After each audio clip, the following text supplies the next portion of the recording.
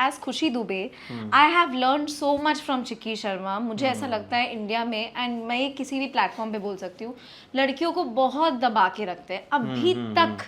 Like जहाँ पे Kalpana Chawla ma'am इतना कुछ करके आ गई, किरण बेदी है, दीपिका पादुकोण है, इतने सारे लोग हैं, कितनी सारी सीईओज हैं, उसके बाद भी अगर आप अभी भी लड़कियों को दबा के रख रहे हो, या आप, मैंने पेट्रियार्की भी बहुत देखी है इंडिया में स्पेसिफिकली, इवन इंडस्ट्री में मैं देखती हूँ कई बार बहुत मेल डोमिनेटेड इंडस्ट्री रहती है कि हीरो को आप पूछ लोगे कि यू नो आपको क्या, कैसे, आपके कन्वीनियंस के हिसाब से.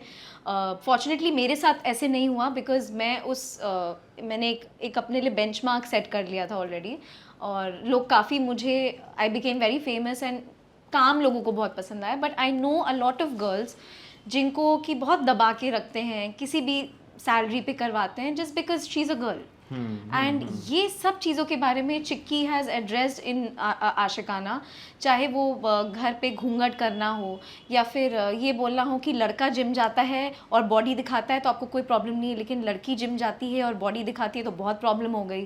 तो लड़के जाके फ्लर्ट करते हैं तो बहुत कूल चीज़ है, क्योंकि लड़के तो बने ही फ्लर्ट करने के लिए. और वहीं लड़की अगर लड़की फ्लर्ट भी क्या, अगर लड़की अपने आप को शोकेस भी करे तो भी आपको लगता है कि ये तो कितनी चीप लड़की है. मतलब अपनी डिजायर भी बता देती है, तो उसमें भी उसको डिजायर्स भी नहीं बता सकते, क्वेश्चन मार्क खड़े हो जाते हैं. Exactly.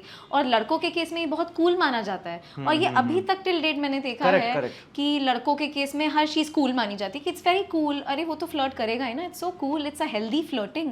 But there is nothing called as healthy flirting as such. Flirting is flirting, cheating is cheating. और लड़कियों को बहुत हाईलाइट कर देते हैं हम इस चीज़ में कि इसने चीट किया, इसने ऐसा किया. लेकिन लड़के जो हैं इतनी मेल डोमिनेटेड सोसाइटी में, जहाँ पे हम इतने रेप केसेस देख रहे हैं, इतना कुछ हम देख रहे हैं, उसमें भी आप ये ब्लेम कर देते हो कि नहीं वो तो लड़की की वजह से.